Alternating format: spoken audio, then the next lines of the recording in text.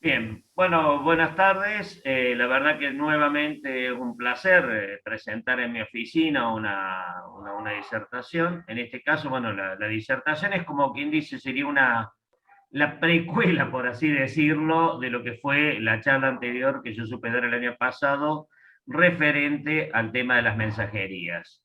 Esta vuelta lo que voy a presentar es cómo se fue desarrollando tanto los caminos como las postas en la época previa hasta las primeras mensajerías que yo toqué la vez pasada, que comenzaban en 1852. Como en todas las charlas, comienzo, bueno, voy a empezar primeramente agradeciendo a mi oficina este espacio y esta excelente idea que han tenido, que ya van a ser más de un año y medio ya de que estamos prácticamente, bueno, en mi primer año todos los días, el segundo año ha sido a razón de los fines de semana, pero ha sido constantemente continuado, nunca se ha discontinuado y se mantiene viva la llama del desarrollo de la cultura filatélica en Latinoamérica, cosa que lo han logrado de forma bien exitosa.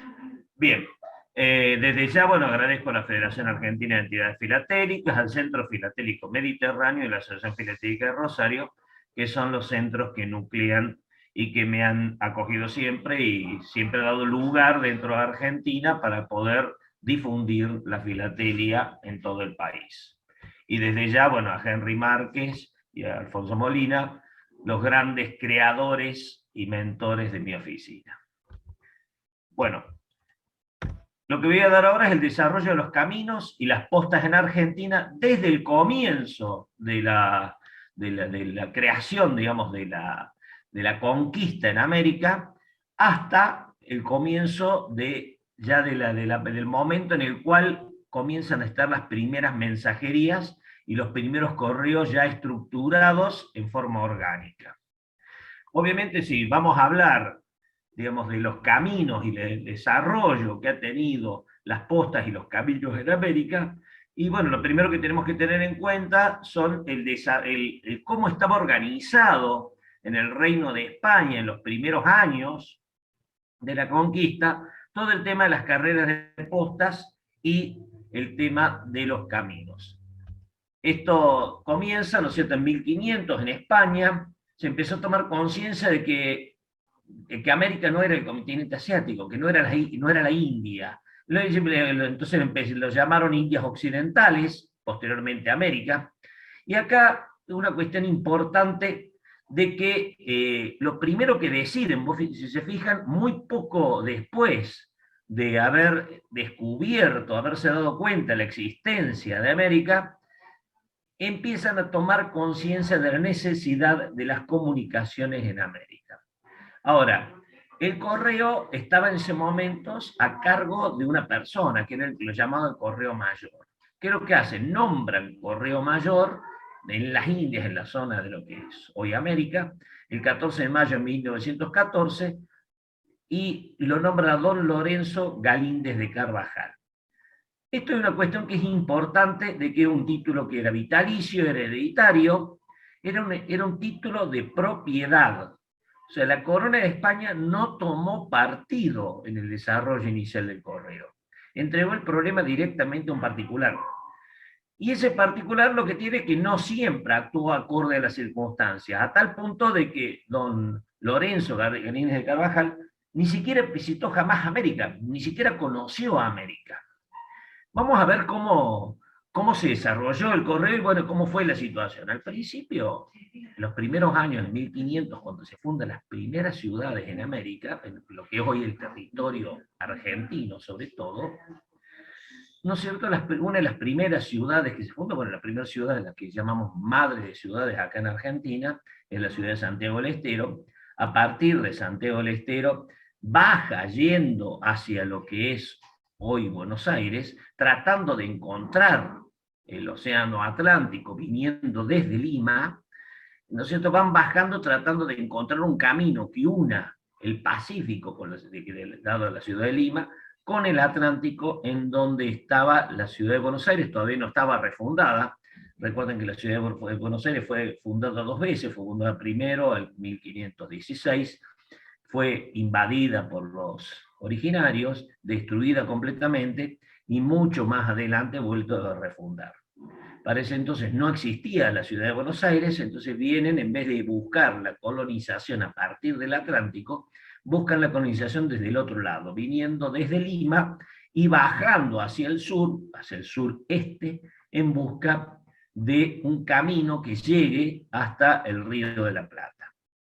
Particularmente, don Jerónimo Luis de Cabrera, quien fuera el fundador de Córdoba, va buscando un lugar ideal para fundar una ciudad. Entonces, bueno, ahí vienen las primeras cosas, digamos, las primeras pautas de los criterios que se toman a nivel de los caminos y de la forma de fundación de las ciudades.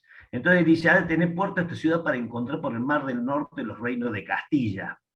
Finalmente encuentra un lugar al lado de un río, dice, al pie de una cordillera de estas, entre dos ríos caudales que de ella nacen, descienden corriendo hacia el oriente al río de la Plata y la mar del norte. Un error que cometió en ese caso, justamente don Jerónimo de Cabrera, al fundar Córdoba, es que no se dio cuenta que los ríos no terminaban en el río de la Plata, sino que terminaban en un mar interior llamado Mar del Cenusa o Laguna Mar Chiquita. Bueno, la intención era llegar, precisamente. Y una de las cosas que también plantea justamente en el acta de fundación de Córdoba es un puerto que había menester el comercio de todo el Perú para comunicarse con la metrópoli sin atravesar dos mares. Entonces, lo primero que se da como prioritario es la comunicación. A partir de ahí, bueno, se van fundando ciudades, finalmente se encuentra, digamos, realmente de que Córdoba no llegaba hasta el Río de la Plata, se funda la ciudad de Buenos Aires nuevamente, se van fundando distintas ciudades, y se empiezan a plantear entonces distintos proyectos para establecer correos ordinarios en lo que en su momento pertenecía al Virreinato del Perú, y que posteriormente se convertiría en el Virreinato del Río de la Plata, y más adelante en la República Argentina. Estos dio origen a distintas propuestas que nacieron a partir de distintas situaciones. Por ejemplo, en 1717, don Francisco Antonio Martínez Salas, que fue una persona a la cual, ¿no es cierto?, plantea la primera necesidad de poder vincular, sobre todo, Buenos Aires con Lima. ¿Por qué? Martínez Salas, en un momento dado, a través de un problema que había por el tráfico de esclavos, por una cuestión de una injusticia, cae preso. Escribe una carta al rey explicando su situación y pidiendo de que sea su caso tenido en cuenta a partir, digamos, de un indulto de parte del rey. El problema está que la carta tardó 2 años en llegar a España y 2 años en volver. Para cuando volvió la carta con el indulto, Martínez Salas ya había cumplido su condena. Entonces lo que plantea Martínez Salas, la necesidad fundamental, hace una nota al Consejo de Indias, pidiendo que se mejore ese Estado. Dice, la notaria falta que hace para las cosas del real servicio, su majestad, administración de justicia y bien público, la comunicación de correo ordinario de estas provincias de La Plata, Paraguay, Tucumán y Reino de Chile, disponiendo de esta manera se lograse en la mayor frecuencia posible, en especial del puerto de Buenos Aires a la provincia de Tucumán y de esta ciudad, porque ella, Jujuy, La Plata y Villa Imperial de Potosí, donde corren chasques hasta Lima. ¿Cuál es el problema? Bueno, el Consejo de Indias desestima la propuesta, no la tiene en cuenta, teniendo en cuenta que Galíndez de Carvajal era el dueño, amo y señor correo mayor de las Indias. Entonces ya al haber un correo mayor de las Indias, la disposición no corría por el Consejo de Indias.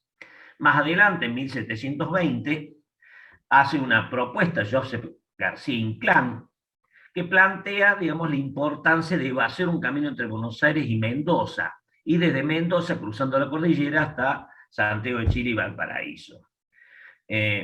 Planteaba el camino pasando por la provincia de Córdoba, en la zona sur de la provincia de Córdoba, o sea, iba subiendo, ya vamos a ver un mapa, iba hasta lo que hoy hasta el río Carcarañá, a partir de ahí bajaba, tomaba la confluencia del río Tercer y Cuarto, ahí había una villa en su momento, una posta, la villa del Saladillo, desviaba hacia el oeste, siguiendo y pasaba por el Cuarto rumbo a Chile.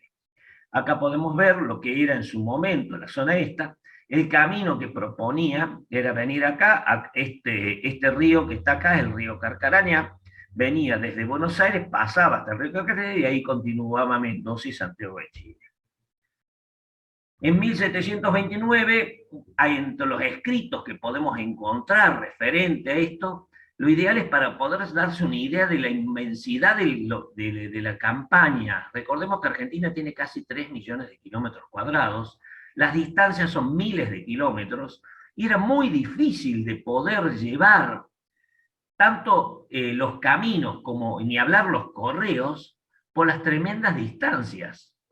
El padre Gervasoni dice inmensas campañas que sin descubrir límite alguno en el horizonte se extienden de Buenos Aires a Córdoba, Tucumán.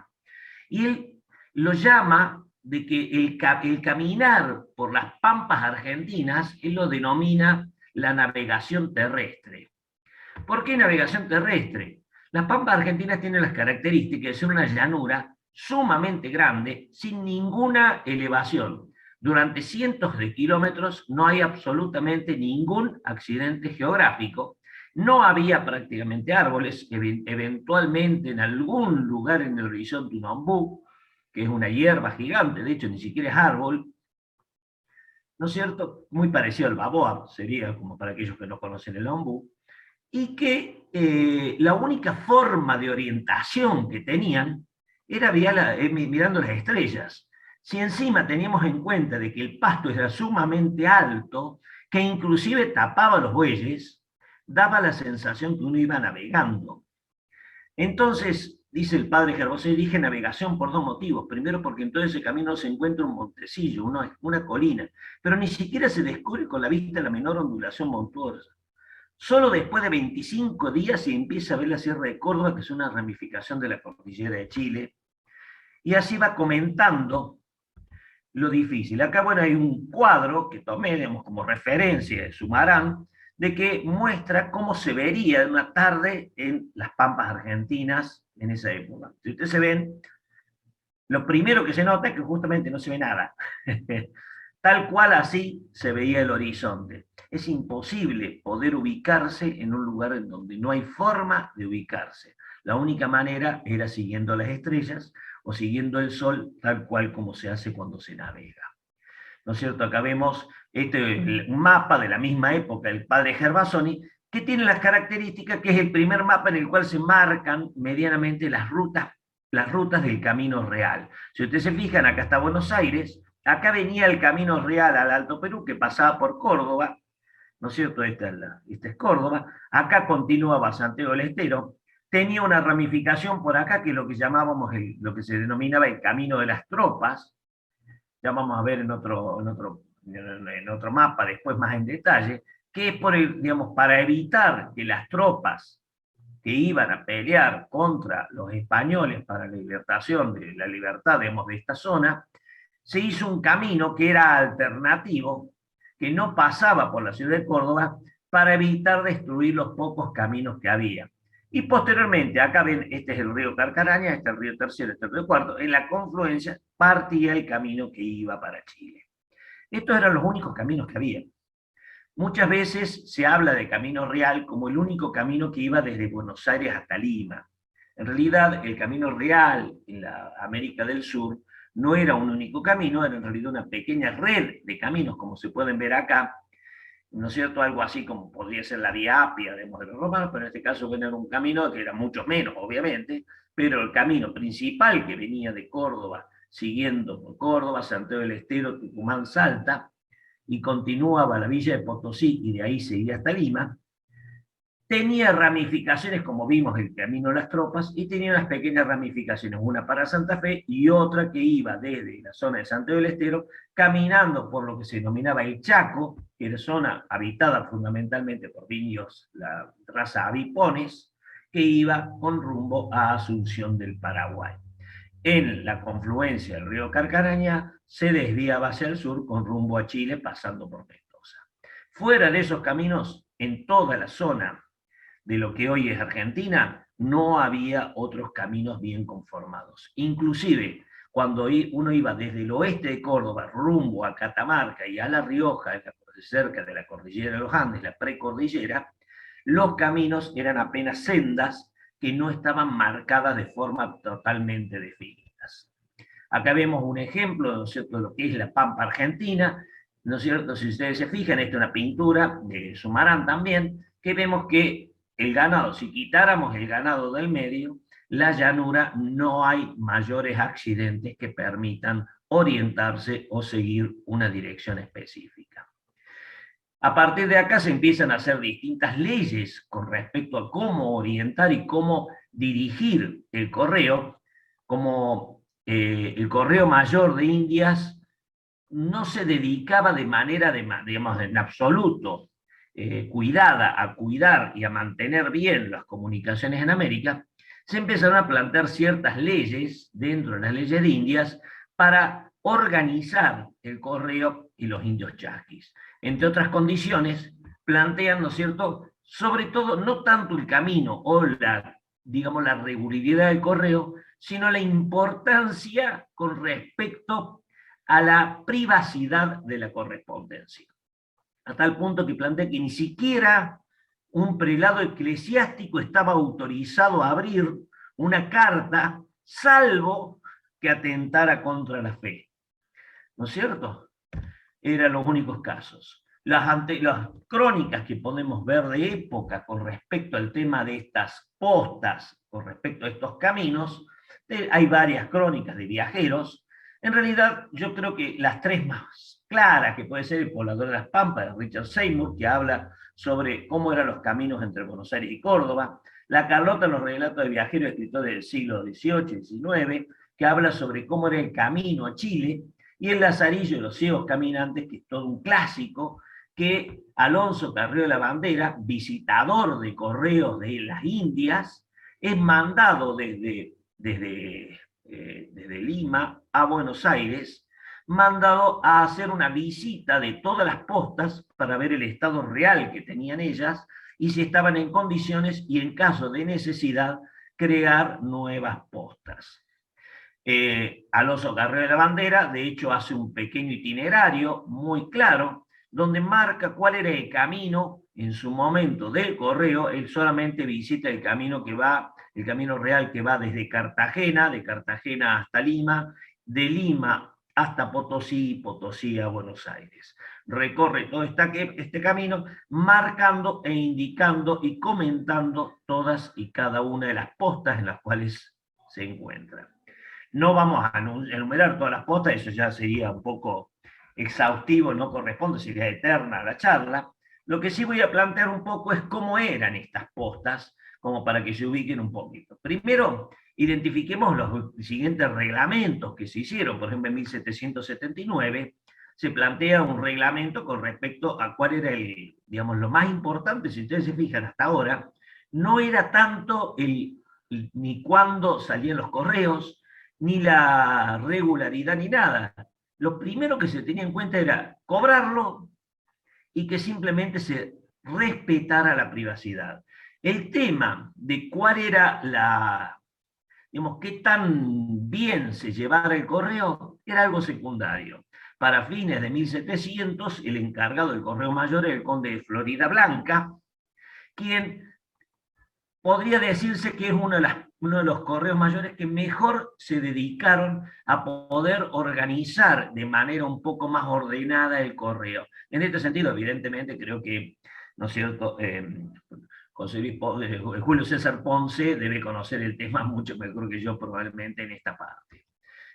Acá vemos, por ejemplo, una real orden del conde de Florida Blanca, planteando, digamos, cuáles eran las condiciones y cuáles eran las advertencias y los cuidados que los administradores de estafetas debían tener con respecto, sobre todo, a los oficios y a los pliegos y paquetes que se llevaran por las postas.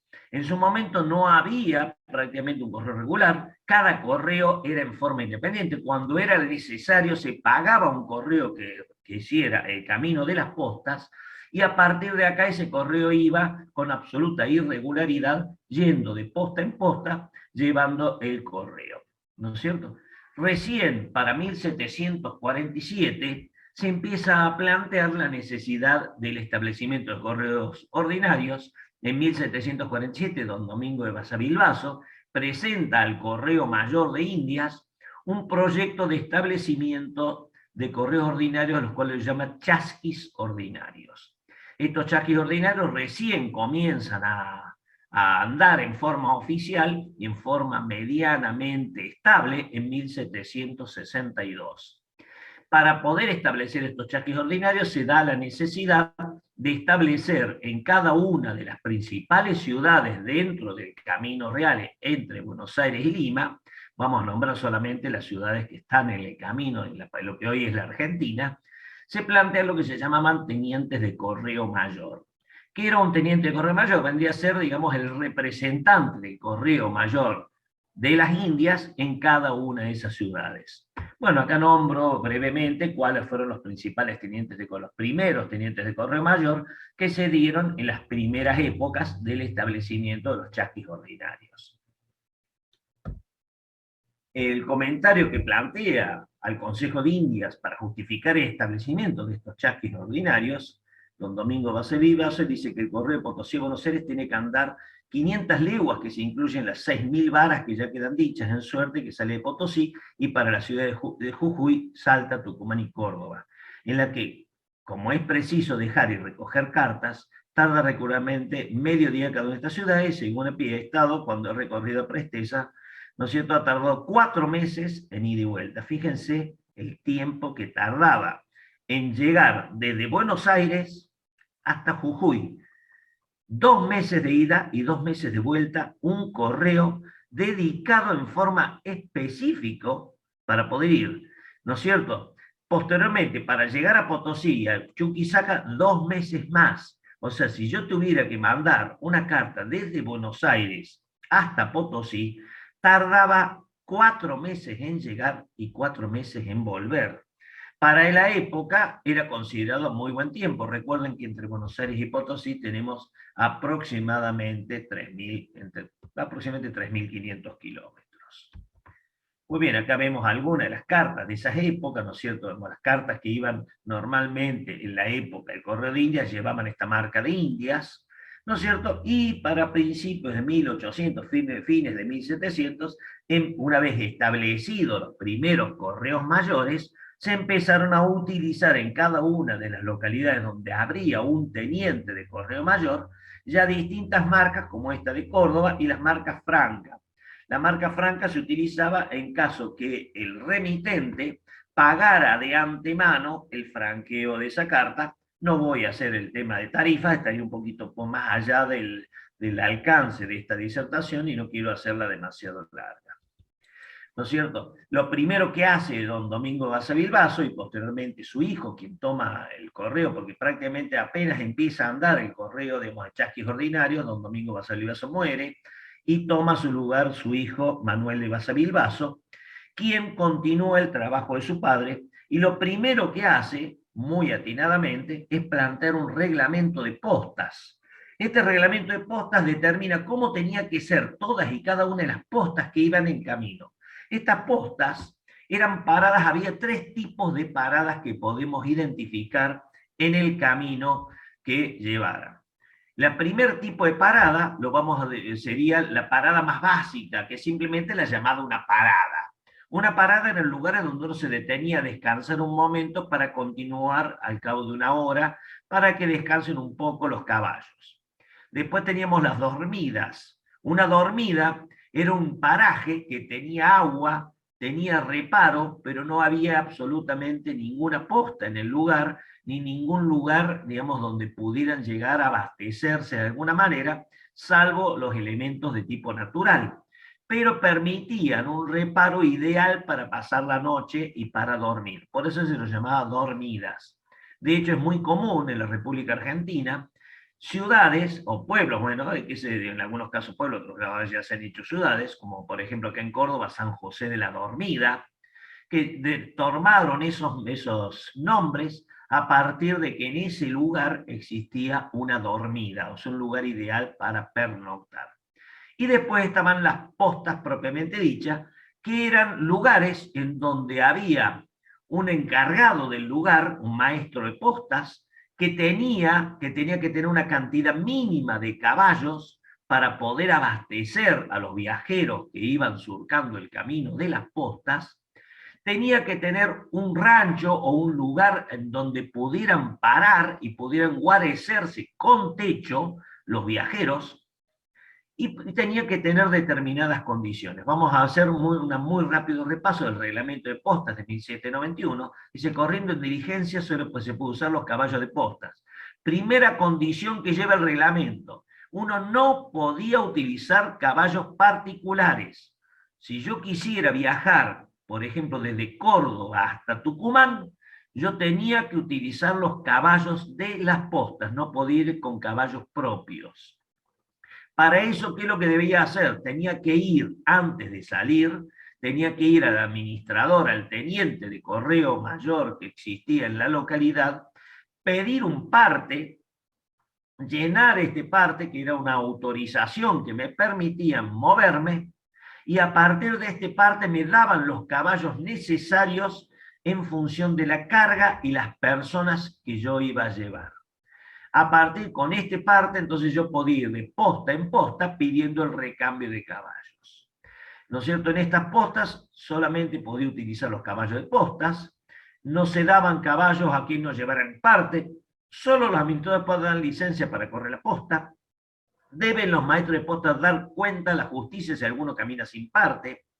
Los postillones eran muchachos en general de 18 años, o sea, lo ideal es que debían tener al menos 18 años, la práctica general es que en general eran niños, normalmente de 12, 15 años como mucho, que eran los encargados de acompañar a los pasajeros o a los correos hasta la siguiente posta para después traer los caballos de vuelta a la posta de donde pertenecían los caballos, una vez que estos pasajeros hicieran el recambio de caballos en la siguiente posta. Entonces los postillones deben llevar los pasajeros y correo a la posta inmediata, dice el reglamento. El número de caballos que deben de las postas, que no se franquearán si no se le pagan fletes, eso está también indicado en las postas, depende de la importancia de posta, era más o menos la cantidad de caballos. ¿No es cierto? Si no se tenían los caballos suficientes, había penas muy graves para los maestros de postas. Los maestros de postas tenían permiso inclusive para exigir a la gente del lugar que les den caballos para poder mantener. Si la de posta no tenía suficientes caballos, era obligación de la gente de la zona proveer los caballos necesarios para que las postas no se queden nunca sin caballos. ¿No es cierto? Los caballos deberían ser pagados, o sea, se tenía que pagar, y era, digamos, una grave multa en caso que se maltratara o se hiciera correr demasiado a los caballos de las postas. El postillón que acompañaba a los pasajeros tenía que ser solamente uno.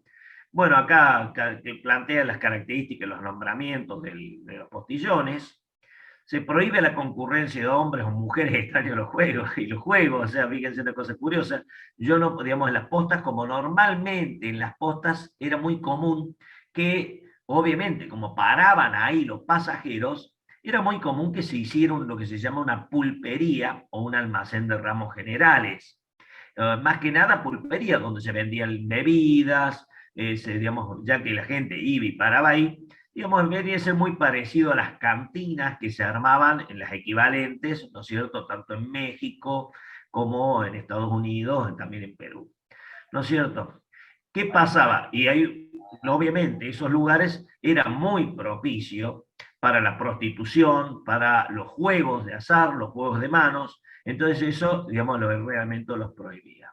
Se tenían que pagar solamente las leguas que corresponden, de manera que si un maestro de postas o un postillón cobrara además, había graves multas, ¿no es cierto?, inclusive de prisión, ¿no es cierto? Los pases tenían que ser pases expedidos para ese viaje. Una vez terminado el viaje, el pase debía ser entregado a la administrador de correos del destino para que éste lo anulara, y solamente se entregaban los caballos que expresaba el pase.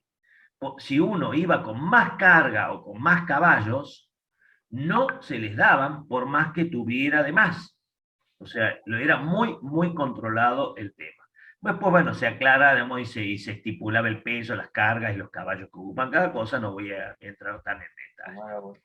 Está el tema de los derechos que se debían cobrar, la conducción de pliegos, de posta en posta también estaba muy, muy bien reglamentado, no se los pliegos se refiero tanto a recuerden que en su momento no había cartas, eran principalmente pliegos, ¿no es cierto? Se atendía en forma prioritaria a aquellos que fueran correos antes que cualquier pasajero normal, ¿no es cierto? Y bueno, el reglamento va indicando un montón de situaciones que era fundamental, sobre todo el detalle de cómo tenía que ser el alojamiento en las postas. Fíjense que en el reglamento dice, no pueden, o sea, dice pueden tener posada. Eso era muy importante porque permitía justamente el establecimiento de pulperías o almacenes o de posadas en los lugares de las postas. Exigía que el aseo sea realmente bueno, cosa que normalmente no se cumplía, y los maestros de postas y postillones cumplían con un montón de exenciones y privilegios. Acá no está escrito con mala ortografía, porque sí, me cuidemos, en realidad es lo que yo tengo acá, bueno, después cuando aquellos que ven el PDF, esto lo hice una transcripción, digamos, tal cual como se encuentra en el parte, en el reglamento. Bien, acá vamos a ver más o menos cómo eran esos ranchos. Normalmente los ranchos eran de paja, ¿no es cierto? Hechos con maderas muy poco estables. En muchos casos ni siquiera tenían piso, no tenían ni siquiera sillas. Era muy común sentarse en el piso y dormir en el piso. En los escritos del padre Gervasoni, que cuenta en sus viajes, igual que Florian Pauque, comenta de que era tan sucio los catres que la gente prefería dormir en el piso, de que la cantidad de piojos, liendres y bichos que había hacía insostenible en muchos casos dormir y pernoctar dentro de estos ranchos, y muchos pasajeros preferían dormir a la intemperie. Acá vemos, bueno, esto es digamos, una de las clásicas acuarelas que se han hecho con respecto a estas postas, estas paradas. En este caso, bueno, este es de Pueyrredón, ¿no es cierto? Esto, bueno, obviamente yo soy muy fanático de Molina Campos, quien hizo una serie de almanaques en los años 1940, que están muy buenos y que muestran muy bien el tipo, digamos, de vida que se tenía en estas épocas, igual que también el pintor Sumarán. A ver, generalmente los ranchos eran muy pequeños, era muy común, como estaban prohibidos los juegos de azar, el único juego que normalmente se jugaba era el juego del truco, que era un juego que al no tener dados o tener situaciones complicadas, permitía de manera un poco, digamos, sin ir en contra del reglamento, permitía poder hacer algún tipo de diversión en estas postas. ¿No es cierto? Las Provincias Unidas del Río de la Plata recién se establecen en 1810. Todo esto que hemos visto se mantuvo durante todo el virreinato, todo el momento, todo el tiempo del dominio español, hasta que en 1810 se crean las Provincias Unidas del Río de la Plata. A diferencia de lo que muchas veces uno podría llegar a pensar, ¿no es cierto? Las primeras épocas, de hecho hasta 1852, la unión de estas provincias que conformaron posteriormente la República Argentina no era una unión muy firme. De hecho, había muchas rivalidades entre unas y otras, sobre todo en el caso de lo que es la provincia de Buenos Aires, que era una provincia que sobre todo vivía de la aduana, vivía del dinero que salía de las demás provincias con rumbo a España, que a partir de 1810 dejó de salir. Entonces, ¿cuál era la prioridad de Buenos Aires? Y la prioridad de ellos era seguir cobrando la aduana. Para poder cobrar esta aduana y poder sobrevivir, planteaban, obviamente, ellos querían una constitución que sea absolutamente unitaria, que sea centralizado todo en Buenos Aires, que era una situación que evidentemente las demás provincias se resistían y mucho. Sobre todo, de hecho, generó inclusive divisiones de estados debido a eso, hasta el punto que Bolivia, Paraguay, Uruguay terminan siendo estados independientes debido a esa política centralista de Buenos Aires, que bueno, no la critico en el sentido que era la forma de poder sobrevivir de Buenos Aires, pero que bueno, bien o mal, en detrimento o no del resto de las provincias, era la manera de subsistir de esta provincia. La unión nacional era muy débil, y finalmente en 1820 se produce, si ustedes se fijan, en 1810 se hacen los primeros movimientos de liberación, 1816 se jura la independencia, y para 1820, apenas 4 años después, se desarticula nuevamente y se disgrega de nuevo toda la unión que se había logrado y se genera un estado de prácticamente anarquía, de peleas, luchas internas y guerras civiles hasta 1852. Entonces, ¿cómo podemos analizar el desarrollo en esta época? Lo que voy a hacer es analizar provincia por provincia esta situación. O sea, no eran muchas las provincias que había en 1810, eran solamente 3 provincias que posteriormente fueron dividiéndose, pero las únicas 3 provincias que existían en lo que hoy es la República Argentina, si ustedes se fijan, bueno, acá teníamos esto, sería lo que era el virreinato del Río de la Plata, devenido en Provincias Unidas del Río de la Plata. Las provincias que había eran 3, la provincia de Buenos Aires, la provincia de Córdoba y la provincia de Salta. Lo demás sería, bueno, el Paraguay, y ya acá tenemos Potosí, que ya sería ya en Bolivia, lo que hoy es Bolivia. Pero lo que era Argentina, inclusive incluyendo Uruguay, era la provincia de Buenos Aires, que abarcaba esta zona, la provincia de Córdoba y provincia de Salta. Voy a analizar desde esas 3 provincias, sin tener en cuenta el cómo después fueron generando nuevas provincias e inclusive divisiones, como el caso del Estado de la República Oriental del Uruguay. Empecemos con Buenos Aires. Recordemos que lo que yo voy a plantear acá es principalmente orientado hasta 1852, en el caso de Buenos Aires hasta 1862, que es para cuando se produce la Unión Nacional Argentina. En Buenos Aires, en 1810, se producen algunas orientaciones respecto a las comunicaciones. Por ejemplo, se habilita el puerto de la Ensenada, se habilita el puerto de Renegro, se crea un correo nacional en Ensenada. Recordemos que Buenos Aires no tenía puerto. El puerto de Buenos Aires estaba 70, casi 70 kilómetros al sur, que era el puerto de Ensenada. Si se fijan, las principales preocupaciones que tenía Buenos Aires eran principalmente de tipo fluvial o marítima. ¿Por qué? Porque Buenos Aires vivía principalmente de eso, de la aduana de lo que salía por el Río del Plata, lo cual no es de extrañar. ¿No es cierto? En 1812 se crea un correo semanal a Montevideo, en 1813 reglamentación de correo marítimo fluvial, se mantienen tarifas terrestres que ya regían en la época virreinal. En 1814 se plantea un correo mensual a Mendoza y Chile, y se plantea la obligación de un pasaporte o licencia para caminar por los caminos y postas. En 1817 se establece una comisión de caminos. El 19 se organiza una Administración General de Correos. Fíjense, de 1816, de 10, perdón, hasta 1819, recién ahí se empieza a organizar una Administración General. En 1821 se plantean ya correos mensuales, tanto al Alto Perú, pasando por Córdoba, a Chile, pasando por Mendoza y a Santa Fe. Y se plantean correos mensuales a los distritos de campaña. En 1825 se plantean correos semanales a Santa Fe, Entre Ríos y Corrientes, en este caso van todos por vía fluvial. Y del 26 al 58 viene una situación de casi anarquía política, en la cual no hubo mayores variantes, la anterior se mantuvo tal cual, y no hubo modificaciones, ni en los correos, ni en los caminos. Vamos a ver a niveles planos cómo sería. En 1810, lo único que teníamos era la ciudad de Buenos Aires, se plantea el puerto, se mejora el puerto de Ensenada y el puerto de Río Negro, actualmente puerto de Carmen de Patagones. En 1812 se toma también importancia la llegada a Montevideo. En 1814 se sigue teniendo la importancia del puerto de la Ensenada porque era la entrada desde el exterior, lo mismo que Montevideo y el puerto, planteó con flecha los puertos, y se plantea el camino, la importancia del camino hacia Chile. Si ustedes se fijan, acá son las principales postas que había, que era el Pergamino, India Muerta, que sería lo que hoy sería Arequito, Punta del Sauce, que lo que hoy sería La Carlota, San Luis y Mendoza. En 1821 también se empieza a dar más importancia. ¿Te acuerdas? ¿Por qué se le daba más importancia en el 20 hasta Chile? Recordemos que en 1820 Córdoba se separa de las Provincias Unidas e inclusive hasta declara su independencia en un estado de guerra con Buenos Aires.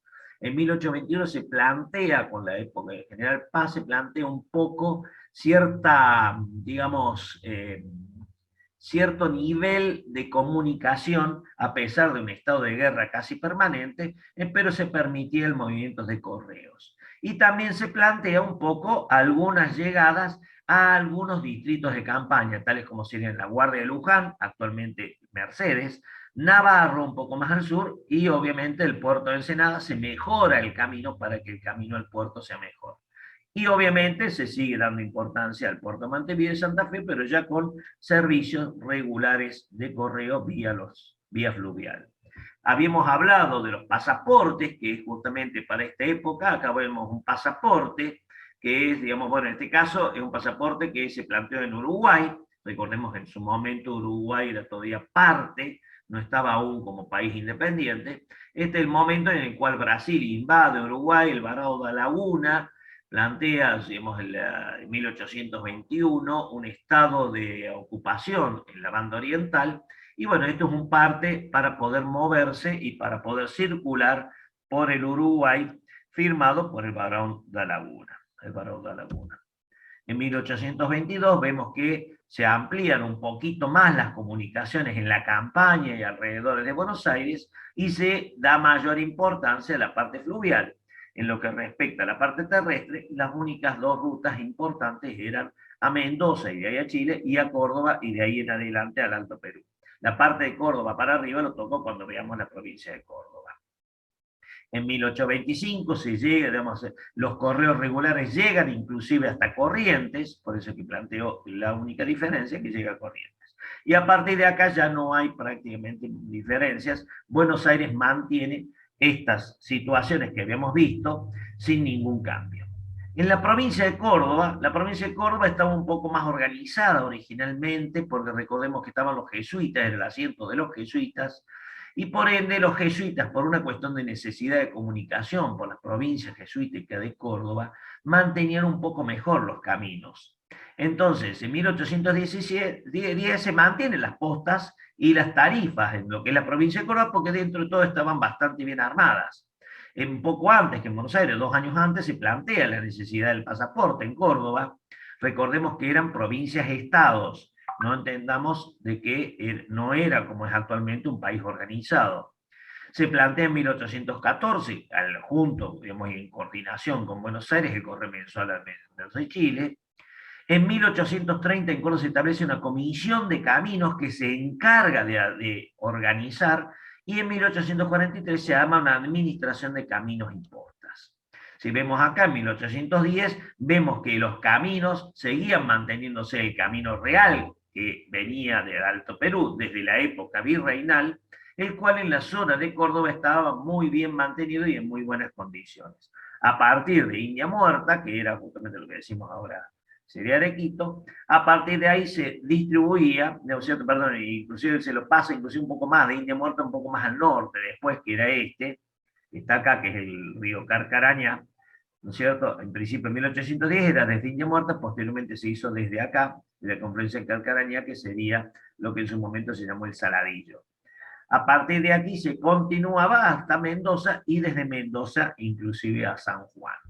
En 1830 es cuando la Comisión de Caminos amplía los caminos y se hacen muchos caminos y se mejoran los caminos del llamado Camino Real. Toda la red de caminos del Camino Real. Acá vemos, a partir de lo que dice acá, Impira sería lo que hoy sería la zona un poco más al norte de James Craig, ¿no es cierto? Para que más o menos aquellos que se ubican en la provincia de Córdoba, más o menos sería a unos 100 kilómetros de la ciudad de Córdoba, yendo por lo que actualmente es la Ruta 9, la Ruta Panamericana.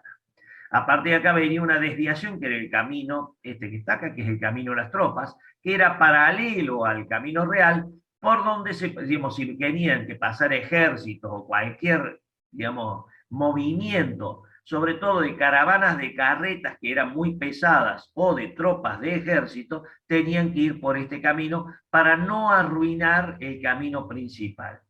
Después se hace un camino, una desviación que es muy importante, que es el Camino Real a Santa Fe, ¿no es cierto?, que unía, ¿no es cierto?, vía el Fortín del Tío. Recordemos que toda esta zona que está acá era zona de los indios avipones, sumamente aguerridos, y que generaban grandes matanzas, inclusive sobre sobre los viajeros que iban solos. Se recomendaba que sobre todo en el camino de las tropas y el camino a Santa Fe no vayan nunca solos, sino que vayan con, digamos, que sean grandes caravanas de carretas, ¿no es cierto? Y nunca de manera sola.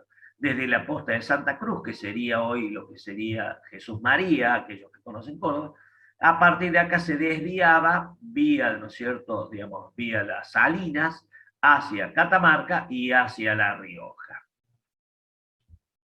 Vemos acá una carta típica llevada acá, que vemos acá que dice por el conducto de las postas. Era muy común esto, este caso es una correspondencia de tipo militar. Cuando era por conducto de las postas, ¿qué hacía? Se mandaba la carta y los postillones eran encargados, apenas llegaba la carta a la posta, salir en lo más raudamente con un caballo a galope tendido desde esa posta hasta la posta siguiente, y así iba continuando de punta a punta.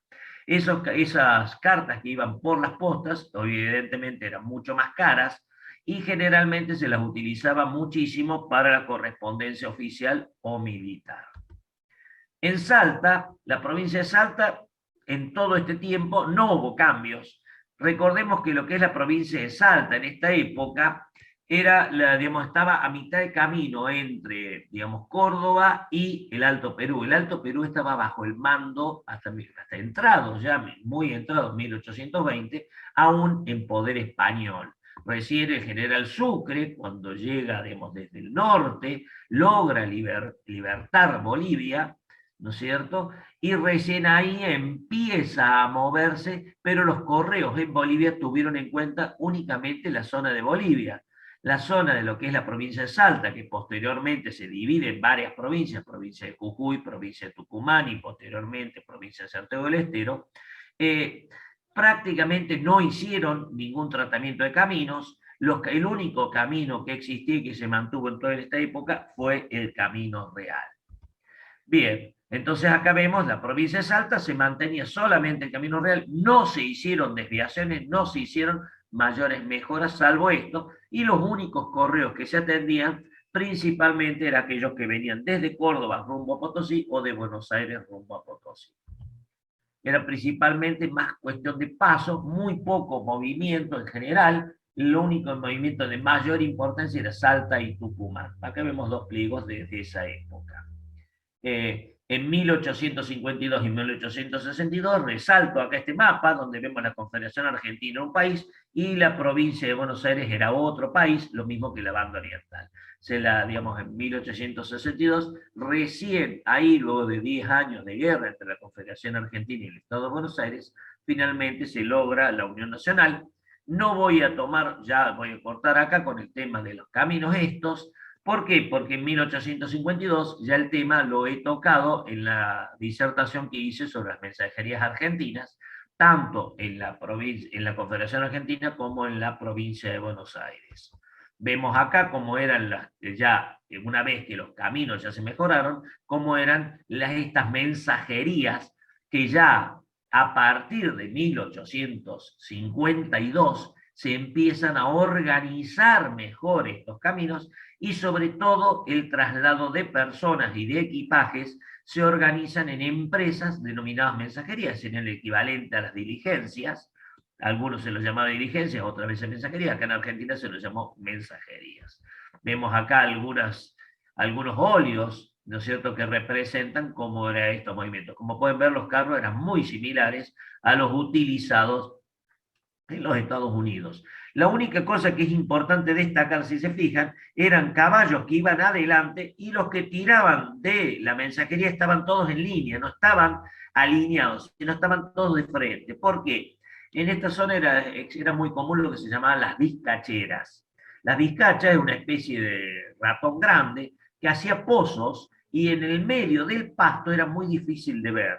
Entonces, para evitar de que los caballos tropezaran en forma alineada con la misma vizcachera, se los ponía de frente principalmente para evitar esto. Y solamente los caballos, digamos, un par de caballos iban al frente alineados. A diferencia de lo que ocurría también con las diligencias tanto en México como en Estados Unidos, los postillones o algunos, digamos, casos, digamos, de propietarios iban montados dentro de estos caballos de frente. Acá vemos otro ejemplo, esto ya es una foto de época, si se fijan coincide bastante parecido con el óleo que vimos recién de, ¿no es cierto?, de, ¿cómo se llamaba el autor que estamos viendo? Acá, bueno, les muestro, voy a pasar muy rápido algunos ejemplos de algunas mensajerías que ya comenté en la charla de las mensajerías y cómo inmediatamente a partir de 1858, por ejemplo, en el Estado de Buenos Aires se hace un montón de carreras de postas donde se hace una red mucho más densa que la que hemos visto hasta recién.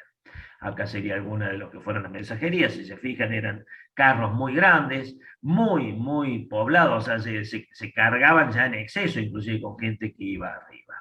Vemos acá algunos contratos de mensajería y algunos ejemplos de mensajerías de distintos tipos que se dieron a lo largo y ancho de todo el país. Inclusive en la Patagonia, como en el caso una galera en Patagones, bien al sur de la provincia de Buenos Aires. En este caso en Entre Ríos, en este caso en Posadas, y en este caso es en, ¿cómo se llama?, Chivilcoy. Y bueno, como siempre digo en todas mis charlas, esto es tan solo una introducción, es tan solo un vistazo, un pantallazo de lo que se puede llegar a conocer y lo que se puede ya saber de este tema. Es muy completo, nuestro único límite es la imaginación. Y como siempre digo, y muchas veces Alfonso Molina me dice, yo, digamos, a veces me cargan un poco, pero yo creo que es muy importante porque el conocimiento, soy un convencido que es conocimiento a partir del momento que esto es plasmado en un libro. Si lo que conocemos no se escribe, no pasa a ser el conocimiento, sino que pasa a ser simplemente un saber mezquino que pertenece a una persona, pero que cuando se pueda llegar a morir se lo lleva. Recién pasa a ser conocimiento para la sociedad cuando esté escrito. Y por último, los filatelistas estamos muy acostumbrados a comprar estampillas, cartas, pero somos muy mezquinos a la hora de comprar libros. Recuerden que en el libro está la información y el conocimiento que yo necesito para que yo conozca y pueda armar una muy buena colección. Recuerden que los escritores nunca ganan dinero generalmente, y lo más factible es que pierdan dinero por escribir. Ayudemos y alentemos a que estos autores sigan escribiendo.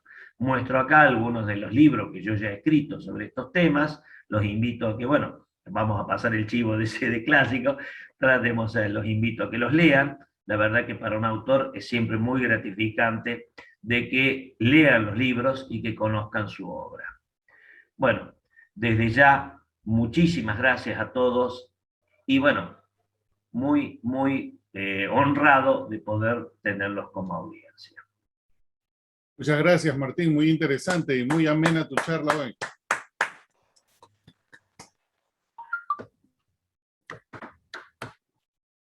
Listo. Excelente presentación, Martín. Muchas gracias por compartir tus conocimientos. Muchísimas gracias, Carlos. Te agradezco. Siempre tan generoso con tus apreciaciones. Tomando en cuenta que las preguntas están entre Martín y un asado, algunas preguntas por ahí. Jorge. Jorge, estás en mute. No te puedo escuchar. Bueno, muy interesante la charla de los caminos. Yo quiero hacerte una pregunta. Cuando vos empezaste a hablar, hablaste que todo era basado, cuando basaron por el Virreinato de España y con el Correo Mayor, desde Perú hacia el sur, ¿no? Sí.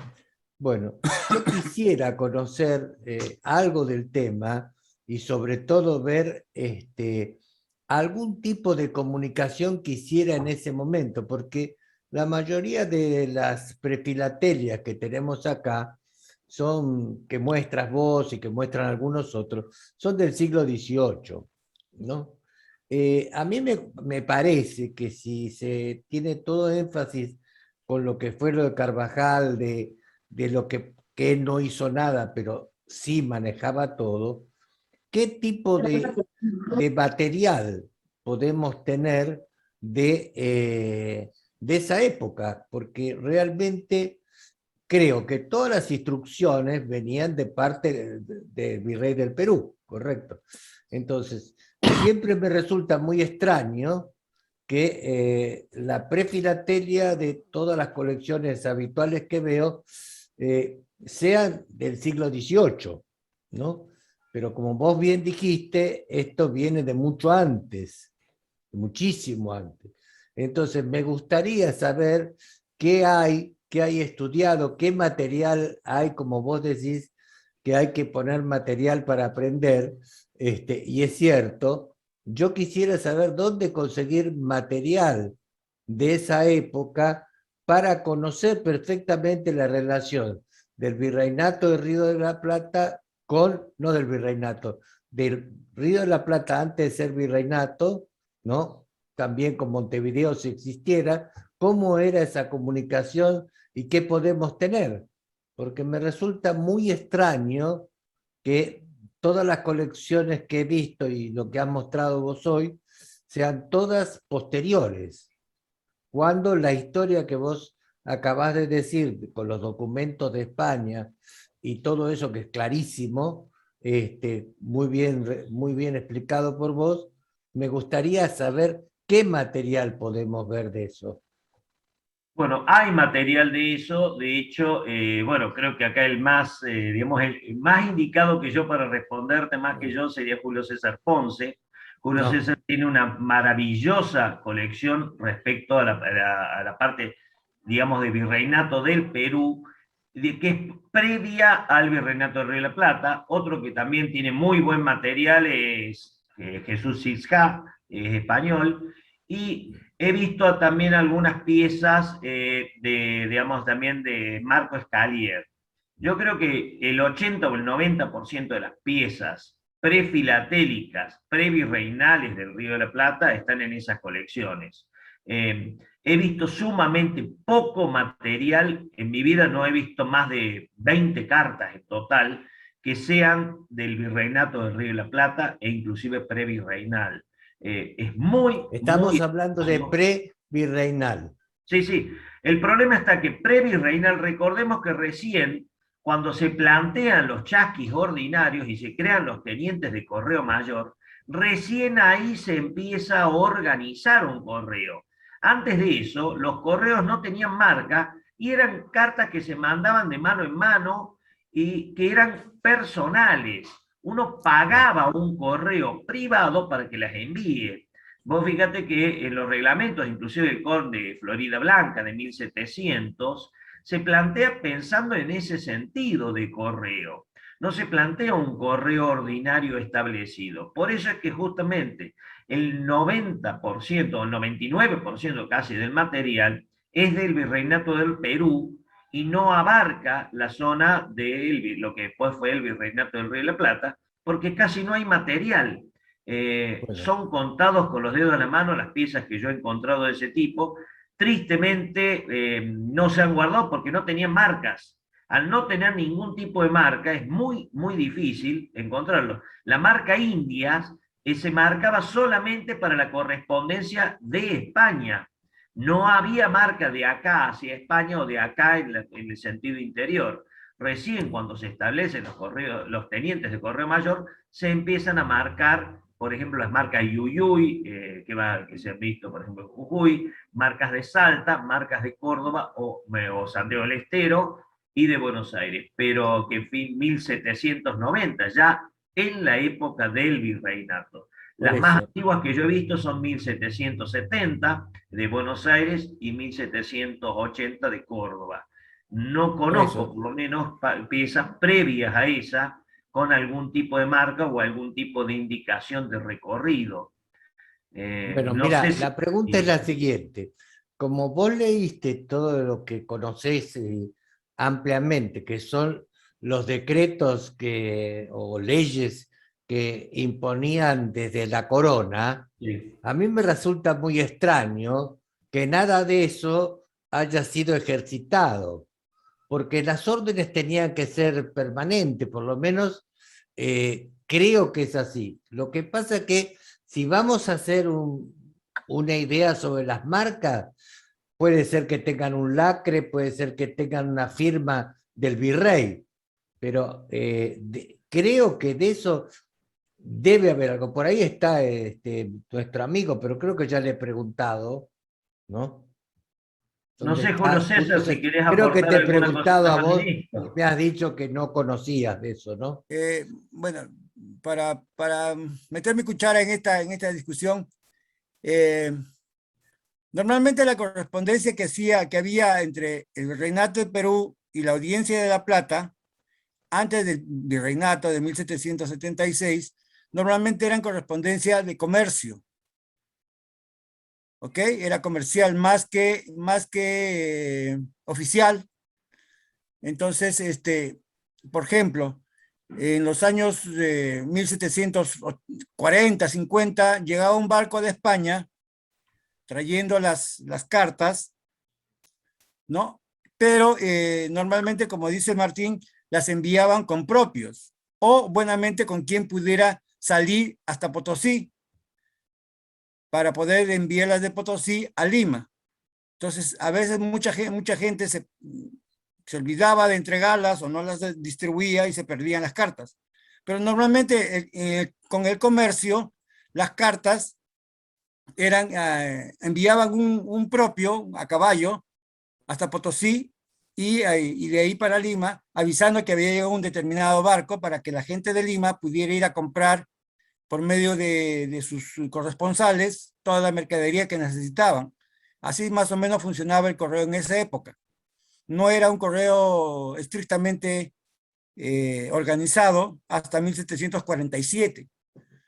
Antes de eso es muy difícil de conseguir una carta enviada desde Buenos Aires a Lima o a Cusco o a Potosí, porque era llevado con personas propias, o sea, buenamente el que lleve la carta la llevaba. Normalmente eran los curas que caminaban de un lado para otro o caminaban con mensajeros pagados, que resultaba muy caro, ¿no? Más o menos una carta desde Buenos Aires a Lima costaba unos 300 pesos, 400 pesos, que era mucho dinero.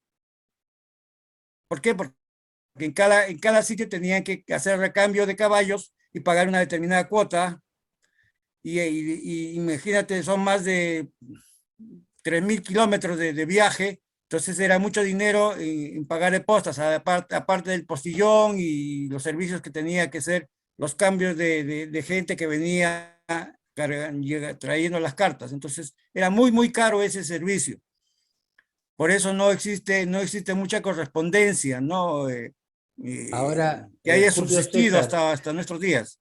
una pregunta.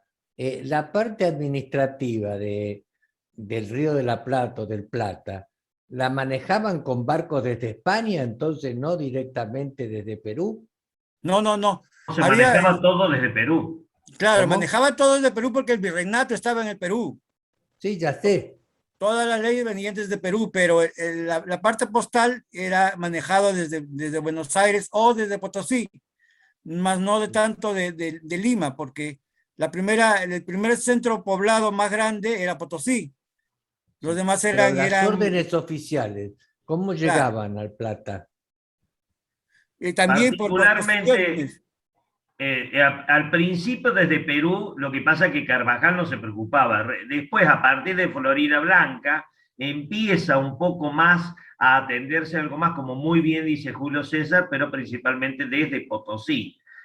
Un poco desde Buenos Aires, cuando salió algún vapor hacia España, pero principalmente siempre era desde el norte porque tenía que haber conocimiento en Lima. ¿Por qué? Porque a partir de Lima estaba el teniente de Correo Mayor principal que enviaba y que mandaba el parte al Correo Mayor de Indias.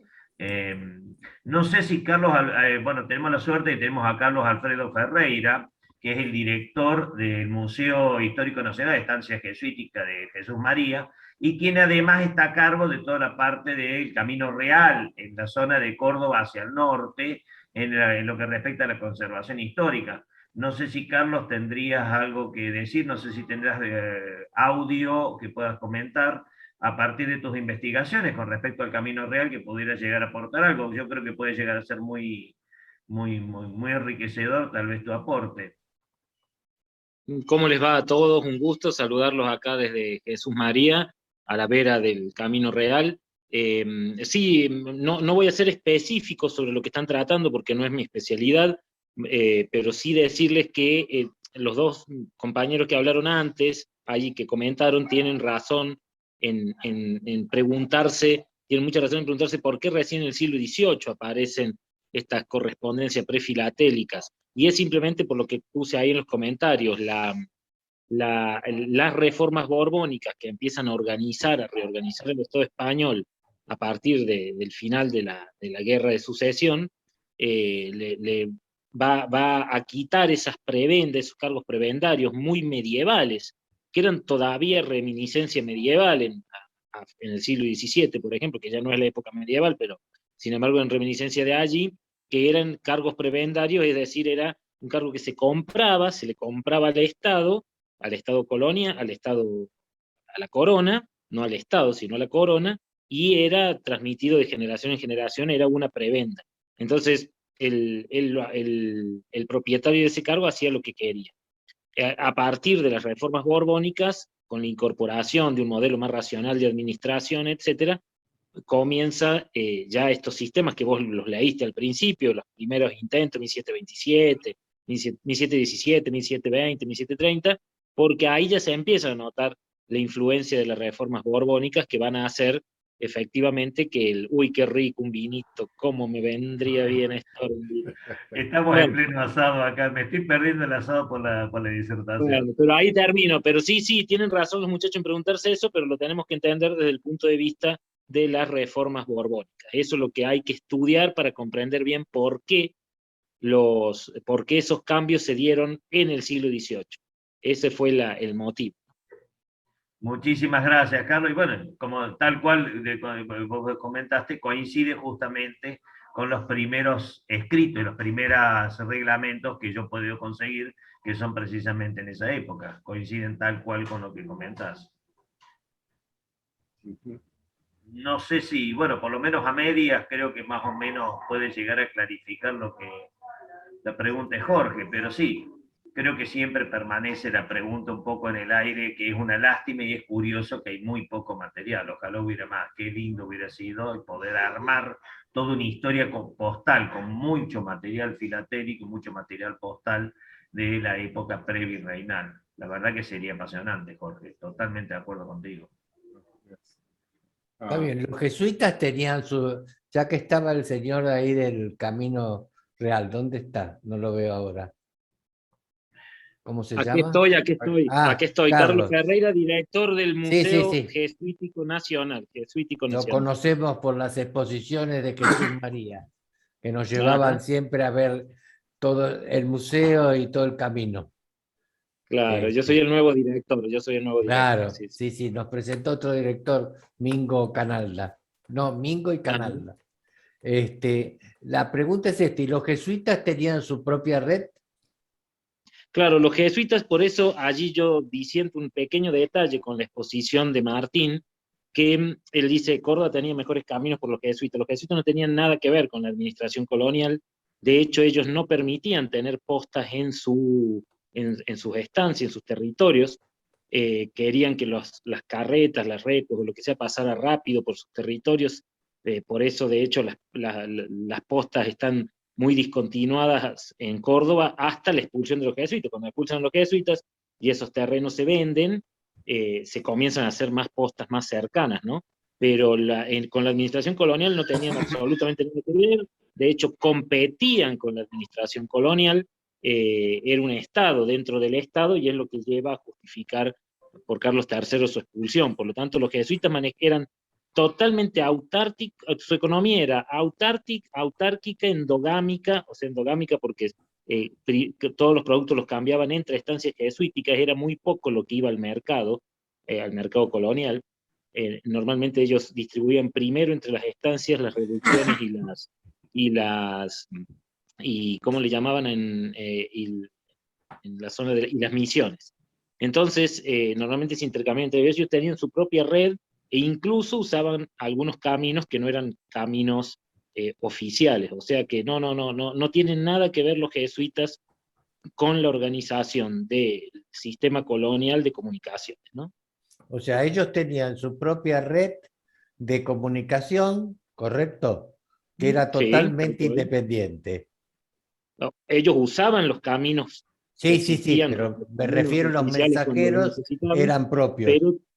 pero sí, pero eran propios. Está muy patente eso en algunas cartas que se envían cuando envían maderas del Paraguay para terminar de construir la iglesia de la compañía en Córdoba, y cómo Sí. muestra que las maderas del Paraguay las mandaban por el río, corriente abajo, y luego las ataban y las cargaban y pagaban ellos recuas de no sé, carretas, mulas, no sé qué era, y las llevaban hasta Córdoba por el Camino Real de Santa Fe.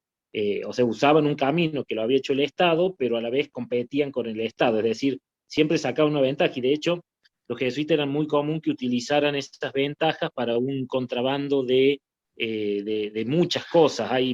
Se descubrió mucho el contrabando que hacían los jesuitas con la expulsión. Como la expulsión fue tan rápida, a pesar de que los portugueses lo habían expulsado 10 años antes, pero fue tan rápida, hubo viajeros jesuitas que venían en barco cuando ya estaban expulsándolos a los jesuitas, y esos que venían en barco cuando llegan son apresados y puestos en el barco de vuelta, y cuando les retiran sus maletas y sus arcones y sus baúles, adentro tenían un montón de objetos etiquetados como objetos de culto para no pagar impuestos, pero eran otras cosas, ¿eh?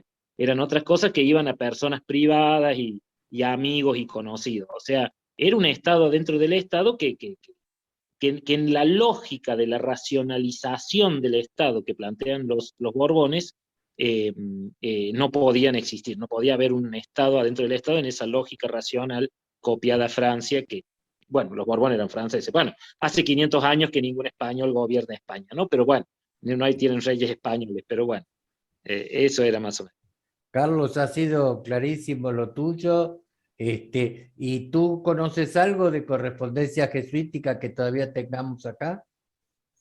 Sí, No. hay mucho en el Archivo General de la Nación, mucho, y hay mucho en las estancias jesuíticas. Nosotros tenemos unas cartas muy importantes, hay mucho en el Colegio Montserrat, en la universidad, no, hay mucha correspondencia ¿Y jesuítica, y está tienes casi idea todo de qué años publicado. más o menos? Sí, desde 1602, 1613, sí, y lo que sí te digo es que está casi todo publicado, es muy fácil de conseguir, está casi todo publicado. Me interesaría mucho eso, porque en parte soluciona mi pregunta, ¿no? Ese correo Ujú. funcionaba en 1600. Lo que tiene es que, a diferencia de lo que, por ejemplo, pasa en Perú, por ejemplo, con la colección de Julio César Ponce, que acá no se encuentra en colecciones privadas, sino está en archivos de tipo Sí, oficiales, lo cual es bueno, porque de esa manera la sí, sí. conservación está como más garantizada, no depende de los vaivenes de una persona en particular. Y la verdad que es muy bueno lo que ha aportado Carlos, la verdad que te agradezco Y están muchísimo. publicados, Martín, ¿no? Y están publicados, está casi todo publicado, es muy fácil de conseguirlo. Yo supongo que mucho ya estará escaneado y en PDF en la web, pero en libros papel, hace de la década del 20 o del 30 que se están publicando esas cartas y eso, o sea, es fácil de conseguir. Gracias, Por muy favor, un Alguna amable. cosa gusto, como ¿no? para agregar un archivo más a los que nombró Carlos, el archivo histórico de la provincia de Córdoba, también ahí tenés bastante material. Pero los principales es lo que justamente nombró Carlos. Desde ya, Carlos, te agradezco un montón el aporte, y realmente valiosísimo. Por favor, Martín, sabes que te sigo siempre porque me encantan tus exposiciones, ¿eh? Un gusto, de verdad. La admiración es mutua, créeme.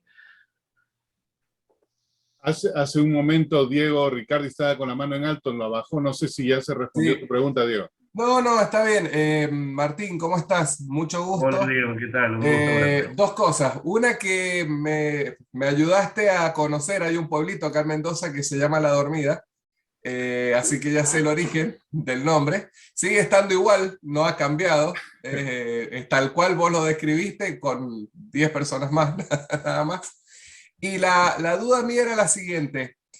Más que nada al principio, cuando todavía los caminos no estaban, digamos, bien desarrollados y demás, que vos comentabas que por ahí tardaban meses en llegar desde Buenos Aires hasta Jujuy. ¿Por qué no usaban el río de la Plata o el río Bermejo o el Pilcomayo en vez de ir o sea, por qué iban por tierra en vez de ir por el río? Recordá que el río Bermejo es un río que es un río con diferencias muy grandes digamos, de caudal en distintas épocas. Entonces no era, ni lo es actualmente, un río confiable como para poder mantener un servicio regular. El río Pilcomayo, de hecho, se ha usado muchísimo tiempo. Digamos, las primeras reducciones que se han hecho indígenas y las primeras llegadas por parte de los jesuitas fueron por río. De hecho, vos fíjate cuando comenté el tema de Buenos Aires, la comunicación en la provincia de Buenos Aires, tanto en Corrientes como en Entre Ríos, fue siempre vía fluvial.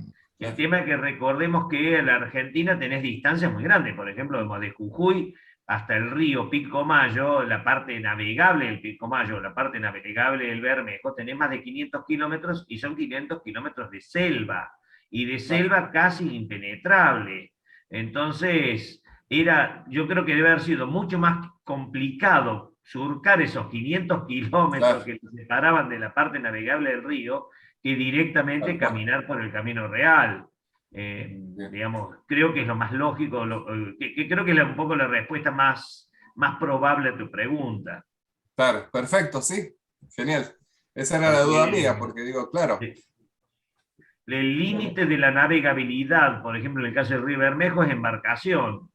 Y bueno, en embarcación que queda en la provincia de Salta hasta Jujuy o hasta Salta tenés como 300 kilómetros. Y es plena selva eso. Sí, sí, tal cual. Bien. Bueno, muchas gracias. Martín, yo tengo una pregunta y quizás también Julio César o alguien más pueda colaborar con eso. Obviamente estamos hablando de la época colonial y una vez establecido, digamos, el contacto entre Lima como capital del Virreinato del Perú y Buenos Aires y todas las otras partes de lo que hoy es Argentina, había una comunicación, digamos, regular porque era la comunicación estatal, pues, ¿no? El gobierno que llegaba a todo eso. Entonces, esa es la parte colonial e inclusive ahí hemos escuchado de que la correspondencia que sobrevive hoy es difícil de encontrar. Pero ¿qué tal en la parte ya republicana? Una vez que las Argentinas se independizan, o las provincias unidas se independizan, y Buenos Aires por su lado también, y el Perú se independiza. Las cartas de la época republicana de Buenos Aires o de otro lugar de Argentina hacia el Perú, ¿son mucho más raras, son más comunes? ¿Cuál es la frecuencia que se ve ya en la parte republicana? Obviamente es mucho más común. De hecho, hay muy buenas colecciones digamos, de pre-filatelia argentina. De hecho, yo te invitaría a que en algún momento veas lo que es la colección de Pablo Rein, que es fantástica, muy, muy buena, de sobres pre-filatélicos. En la época republicana fue mucho, mucho más común, y aparte estaba mejor organizado el correo. Claro. Entonces, se ve más, hay más marcas, y bueno, hay muy buena correspondencia. Por ejemplo, en la parte prefilatélica de Córdoba, la colección de Roberto Cravero es muy linda.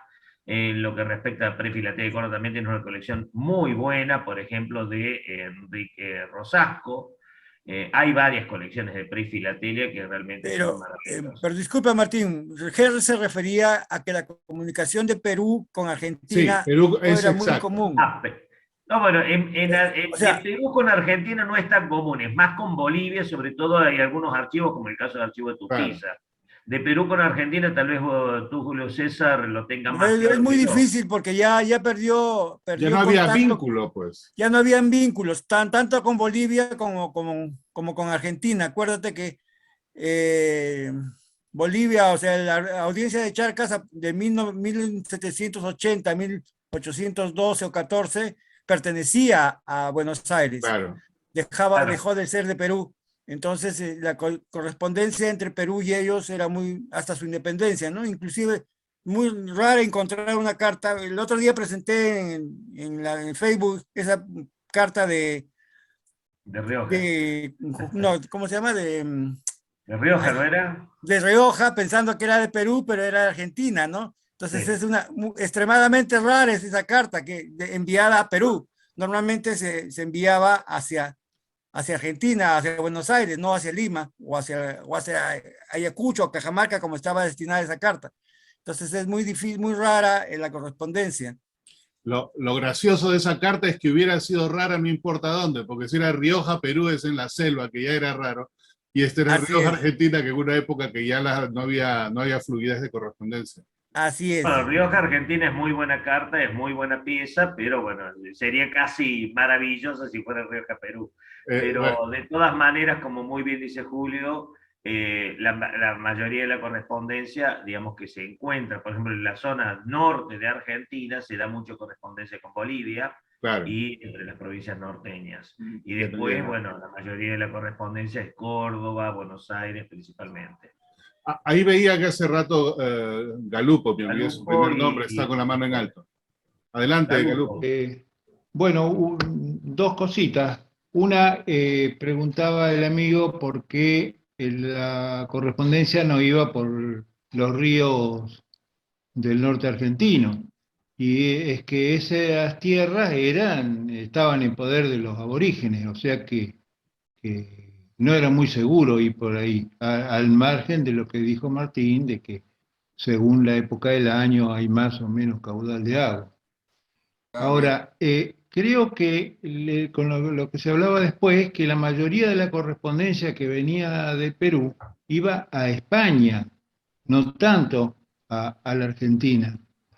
Y en la época, digamos, siglo XIX, siglo XVIII, al margen de España, el comercio con Perú y con Bolivia era más bien de mulas, o sea, se criaban mulas en Argentina y se vendían en Perú.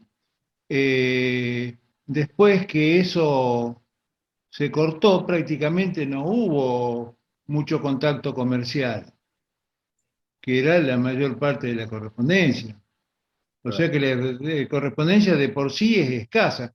Al cortar todo el flujo que iba a España, acá necesariamente era poco. Así es. Gracias. Vi que Jorge Moscatelli estaba con la mano en alto, pero la bajó. Jorge, si Sí, no... no, yo quería avisarte que estaba Galupo pidiendo la palabra. Oh, Y perfecto. independientemente, sí lo que hay es mucha correspondencia, me parece, Martín Delprato es a Tupiza. A Tupiza hay Sí. muchísima correspondencia Es que se durante encontró un archivo durante el importante. periodo que preguntó Henry, ¿no? El periodo republicano, hay muchísima correspondencia a Tupiza. No era Porque porque ya Galupo se le estaba cayendo la mano. lo que Preguntaba pasa es que por razón de esta. Este es de Buenos Aires y entiendo que es de 1830, la fecha está atrás. Y lo curioso es que la mandan a Arica, pero viene por Arequipa. Obviamente pasó por Potosí, pero lo curioso es que dentro del Perú pasó por Arequipa. qué Y es lindo. la única que yo he visto que viene desde Buenos Aires, ya en la época republicana. Entonces también esa era mi curiosidad. Es muy raro eso. Muy, muy raro. Como muy bien dijo Julio César, es rarísimo. Sí, esto ya no había vínculo. Bueno, ahí Jaime también estaba con la mano en alto. Jaime. Sí, buenas noches y excelente charla esta noche, Martín, te felicito. Muchísimas gracias, Jaime. Referente a cartas tempranas y el por qué no las tenemos, es muy importante recordar que la falta de algún elemento que nos hiciera esas cartas coleccionables no ayudó nada en su supervivencia, porque el contenido era tan trivial que nadie guardaba eso. Yo tengo la fortuna, y a ver si la puedo compartir, porque he tenido últimamente problemas compartiendo pantallas, pero por ejemplo, yo tengo esta pieza, no sé si la Sí, alcancen se a está ver. viendo. Sí, la vemos.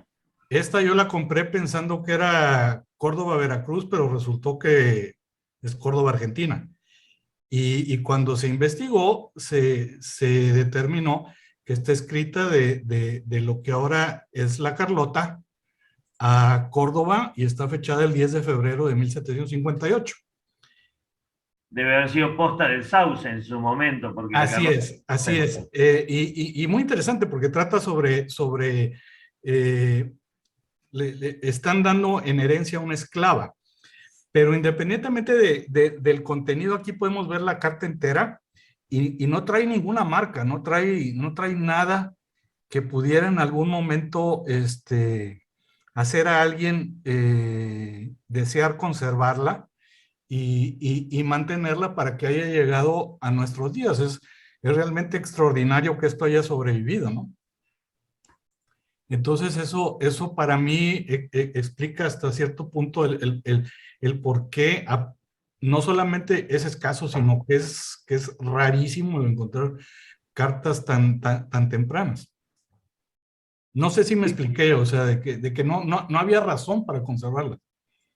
Aparte, como muy bien dijo Carlos Alfredo Ferreira, respecto al tema de los archivos oficiales que han guardado casi toda esa correspondencia y que muy poco lo que ha terminado en manos privadas.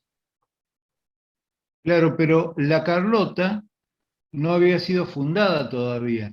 Estaba la posta del Sauce, había una posta ahí Bueno, y la había posta, una pero población. ¿cuántas personas vivían ahí? No, había una La, pequeña Car- población, existía, la hasta el punto Carlota, que tiene la Jaime. Carlota fue fundada por el Marqués de Sobremonte junto con Río Cuarto y San No, bueno, Rafael. pero recordá que la Carlota como ciudad fue fundada por Sobremonte en Sí, 1800. como En poblado. 1700 y pico existía el fortín de Punta del Sauce con la posta, hasta el punto que la carta que tiene Jaime es de 1750, antes de la fundación de la Carlota por parte de Sobremonte. De hecho está fechada en Punta del Sauce. Va dirigida a un señor Juan Antonio Gómez y está escrita por Pabla Calderón. Y en su contenido les voy a escribir lo que tengo yo en las notas. Pabla, que es la cuñada del remitente, le notifica a él y a su sobrina, que se llamaba Bernarda, así como a su esposo de esta, que era Cruz Calderón, que se va a transferir la posición de una mulata esclava de nombre María, quien fuese propiedad de la difunta esposa de Juan Antonio. Muy, muy interesante. Y se pudo encontrar en internet que en 1778 se reporta una Pabla Calderón, esposa de Francisco Abarca, habitando en Punta de Sauce. Está completamente documentada. Y todo eso es información en internet. Porque a mí me queda muy lejos ir hasta Córdoba para encontrar esa información. Por mí, vení cuando quieras, te vamos a recibir con los brazos abiertos, Jaime. Nah, mira, eso no lo dudo, pero es la distancia.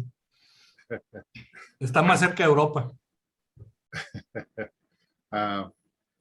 Walter. Sí, gracias Martín por la charla, muy, muy linda. Un poco para contestar algo que preguntaba Jorge Moscatelli, a ver qué es lo que creo la pregunta de él era un poco qué es lo que se conocía de esa época, ¿no? Realmente, como todos ustedes dijeron, hay muy poquito. Por ejemplo, del Correo Mayor a Montevideo no hay nada. Hay poco que he visto a Buenos Aires. Lo único que les puedo mostrar que yo tengo del Correo Mayor, voy a compartir acá. Permiso. ¿Lo están viendo? Sí. Acá ven, este es un correo de encomiendas, porque en esa época el Correo Mayor no solamente se ocupaba de las cartas, sino también de las encomiendas. Y acá dice, si pueden ver, recibí en esta oficina de Correo Mayor, y acá habla lo que consiguió, un pliego y después un paquete, que lo remitió justamente Domingo Basavilbaso, que después fue como bien dijo Martín, el que administraba el correo en Buenos Aires, y que fue dirigido hasta la Imperial de Potosí.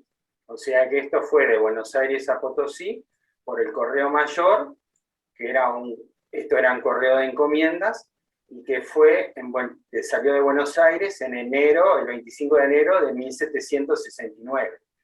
Y esta, según mi conocimiento, es la primera, la primera fecha que se conoce de correo mayor de Buenos Aires, de correo de encomiendas, ¿no? O sea que recién estamos hablando de 1769.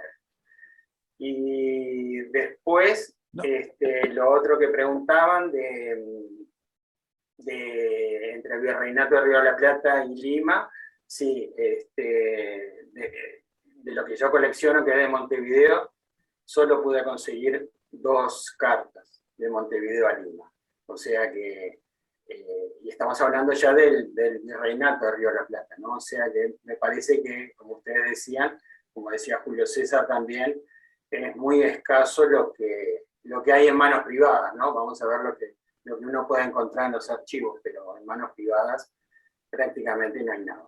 Quizás con la explicación que dio Jaime también, ¿no? Que eran elementos que la gente no los guardó, ¿no?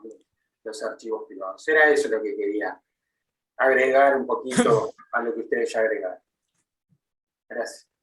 Además, en esa época la correspondencia más o menos duraba unos 8 meses o 9 en llegar de Buenos Aires a Lima. Entonces era sumamente difícil el envío de correspondencia, de entre ir y venir. Una carta llegaba 1 año y medio, 2 años, ¿no? Entonces era muy difícil la correspondencia de esa época. Sí, lo que pasa que justamente por lo que vos decís es una de las causas por las que se crea el Virreinato de Río de la Plata, ¿no? Claro. Se crea porque estaba demasiado lejos del Virreinato del Perú y había que tener un virreinato aparte tan importante para que pueda comunicarse con España y defenderse de los ataques del exterior. Lima estaba muy lejos. Muy lejos, sí. Entonces, no me imagino si atacaban Buenos Aires en esa época, no sé, los ingleses, por ejemplo, cómo hacían para mandar un ejército desde Lima. Ya llegaban cuando ya había pasado todo. O sea, Julio César, y aparte del comercio, bueno, como consecuencia del comercio, el correo, ¿no? De hecho, Julio César, Espérate, una pregunta. ¿Y por vía marítima, cuando daban la vuelta los barcos por el sur del continente, hay de Lima a Buenos Aires? no he visto. Correspondencia marítima, no, peor todavía. Mucho más escaso. Sí, la más temprana que yo he visto es de 1865, si no me equivoco, que va de Lima a Buenos Aires. Y también son poquitas. Hay una que va, por ejemplo, de Lima a Río de Janeiro. Tú creo que la tienes en serie. Sí, ese es del 22. Ese es del 22. Sí. No, perdón, del 21, es justo para la independencia. Pero es la carta de un noble que cuando San Martín ocupa Lima, este noble, como estaba con la causa de los españoles, se tuvo que escapar y se fue al Brasil porque todavía era imperio, y cuando llega ya a Brasil era independiente. O sea, la carta salió cuando todavía Brasil era pues el imperio de Brasil, y llegó a Brasil cuando ya Brasil era independiente, 7 de septiembre creo, ¿no? Y la carta creo que llega a fin de septiembre, una cosa de ese tipo. O sea, el tipo después llega y se tiene que escapar de nuevo porque lo siguen persiguiendo, ¿no? Los escritores comen. Come asado. Hay un tema de que es muy importante y que muy bien lo planteó tanto Walter como Julio César. La razón del Virreinato de Río de la Plata parte principalmente, no tanto por la correspondencia, sino por el tema de la plata, del cerro logística, rico, 100%. que era lo que le importaba a los españoles. Y era mucho más rápido sacarla por Buenos Aires que sacarla por Lima. De ahí justamente la importancia que toma Buenos Aires. ¿Por qué? Porque era el que recolectaba en Buenos Aires todo el dinero que se recolectaba de todo el virreinato. Buenos Aires, de hecho, vivía de eso. Por eso, si uno agarra los registros oficiales o los partes de Buenos Aires, de cada ley, de cada 10 leyes que había, 9 trataban de la aduana y trataban del movimiento de cargas, porque Buenos Aires vivía de eso. Y como muy bien también recalcaron el tema de los tiempos, de hecho cuando vienen las invasiones inglesas en Argentina, la segunda invasión inglesa, los ingleses llegan a Buenos Aires creyendo que todavía Buenos Aires estaba en manos inglesas. Y ahí viene la excelente estrategia del entonces virrey Liniers, que cómo hace para poder vencer a un ejército inglés muy disciplinado, con apenas habitantes muy, digamos, sumamente informales en Buenos Aires. Hace algo muy simple. Enarbola en el fuerte de Buenos Aires la bandera inglesa. Cuando los ingleses llegan, creen que todavía era un fuerte inglés, entran sin cargar ninguno de los trabucos, sin cargar las armas. Recordemos que llevaba 2 minutos, entre 2 y 5 minutos cargar las armas. Llegan, entran desarmados a Buenos Aires, llegan a las puertas del fuerte y ahí los porteños los apuntan y los hacen prisioneros sin disparar una sola bala y sin haber una sola escaramuza. Precisamente por la tremenda cantidad de tiempo que llevaba el de enterarse de que Buenos Aires había recuperado digamos, el poder, digamos, su ciudad después de la primera invasión inglesa. Los ingleses cuando llegaron todavía no estaban enterados. Esa diferencia de tiempo en la comunicación generaba situaciones de este tipo. La verdad que muy buen aporte, Julio, en lo que respecta al tema de los tiempos. Bueno, no veo ninguna mano en alto más por allí. ¿Alguien más tiene algo? En un asado, si alguien levanta la mano, se la corre. Felicitaciones, Martín. Hemos estado todos escuchando tu charla, realmente muy Así interesante. es. Muchas felicitaciones, muy interesante. Felicitaciones, Martín. Muchísimas gracias. Y el día de mañana, aunque yo no creo que le hayan dejado nada de asado a Martín,